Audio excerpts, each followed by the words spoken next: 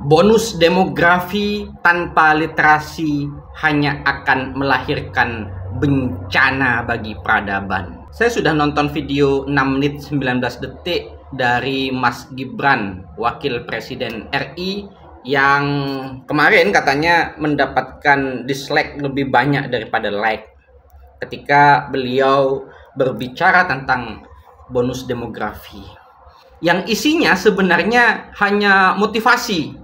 Saya pikir ketika menonton video itu saya akan mendapatkan banyak gagasan di dalamnya tentang bagaimana memanfaatkan bonus demografi ini, bagaimana agar pemuda kita bisa tumbuh, dan apa yang beliau lakukan untuk bagaimana agar bonus demografi itu tidak lagi menjadi bencana. Ya, seperti ada di beberapa negara bonus demografinya justru menjadi bencana, tapi memang ada negara yang kemudian berhasil. Nah, apakah Indonesia berhasil atau enggak? Ya, itu tergantung seberapa besar effort para pemimpinnya, termasuk Mas Wapres, Mas Gibran, dengan gagasan-gagasannya bisa mengusahakan itu. Tapi kira-kira netizen responnya negatif kalau melihat bagaimana komentar-komentarnya gitu ya. Karena apa? Karena ini dimulai dari kesalahan kita memilih seorang pemimpin. Kesalahan kita dalam memilih, mohon maaf saya katakan, Mas Gibran sebagai wakil presiden. Karena dari awal, sejak kampanye, sejak kemudian menjadi kandidat calon wakil presiden, tidak ada gagasan yang kemudian diberikan kepada bangsa ini. Yang justru sangat menonjol adalah bagaimana peran orang tuanya untuk memuluskan dia menuju istana. Bahkan dalam sebuah wawancara yang kemudian viral dengan Najwa Shihab, dengan bangganya Mas Wapres ini yang sekarang jadi wakil presiden mengatakan bahwa saya nggak suka baca dan di rumah nggak ada budaya baca. Oke lah, itu memang benar jujur, tapi ya nggak perlu dibangga-banggakan, tidak perlu kemudian disampaikan dan kemudian merasa bahwa aku nggak baca, aku bisa jadi presiden, aku bisa jadi wakil presiden. Bapak saya nggak baca, bisa jadi presiden. Nah, apakah kemudian ini akan diteladankan kepada masyarakat kita, kepada para pemuda kita dengan bonus demografinya itu? Padahal salah satu bagaimana kita membangun peradaban itu adalah dengan literasi. Bagaimana meningkatkan masyarakat, para pemudanya, agar mereka haus terhadap pengetahuan, agar mereka mau membuka cakrawala pemikiran mereka dengan banyak membaca.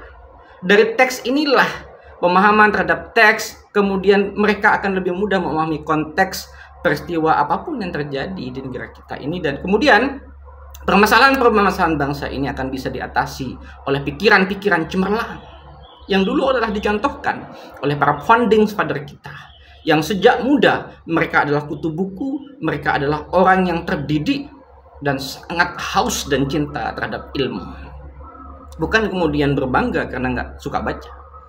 Nah, ini Pak Wakil Presiden, jadi perlu dicatat baik-baik bahwa bonus demografi bisa jadi adalah bencana bagi peradaban. Jangan kemudian hanya membangga-banggakan, tapi apa yang harus kita lakukan untuk itu? Literasi di negeri kita sudah sedemikian pesatkah, sudah sedemikian baguskah? Ini menjadi pertanyaan. Kemarin banyak laporan dari teman-teman terutama di Indonesia Timur tentang akses perpustakaan yang masih susah, jangkauan terhadap buku, bahan bacaan yang masih susah. Kenapa itu tidak diperbaiki sampai sekarang? Sementara negara kita tercatat sebagai negara dengan jumlah perpustakaan terbesar di dunia, tapi tingkat literasinya masih gitu-gitu aja. Apa yang mau dilakukan oleh Pak Wakil Presiden? Tidak cukup hanya dengan bagi-bagi buku. Bagi-bagi buku, kalau bukunya nggak dibaca ya percuma, Pak Wakil. Ya, Anda harus membuat sebuah program. Saya contohkan nih, saya bukan wakil presiden, tapi hanya rakyat biasa yang ingin coba berkontribusi terhadap negara ini walaupun kecil. Saya bikin kelas membaca, saya galakkan literasi, saya bikin kampanye membaca, saya bikin konten-konten edukasi tentang literasi. Supaya apa? Supaya orang itu mau terbuka untuk belajar lagi, membaca lagi. Dan kemudian dari situlah kemudian kita bisa mendapatkan wawasan, pengetahuan.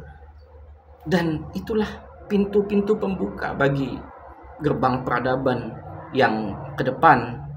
Kalau Mas Gibran inginkan bahwa memang Indonesia itu akan menjadi Indonesia emas di 2045 sebagaimana yang dicanangkan oleh pemerintah, maka lakukanlah hal-hal yang positif. Bagaimana meningkatkan minat baca, bagaimana menanamkan budaya baca seluas mungkin sehingga benar-benar masyarakat kita, pemuda kita menjadi pemuda yang sangat mencintai literasi. Sebagaimana di negara-negara Eropa kita lihat bagaimana pemuda-pemudanya di tempat-tempat umum itu sudah terbiasa membaca buku, berdiskusi. Nah, itu yang perlu kita galakkan di sini. Oke, Pak Wapres, salam literasi.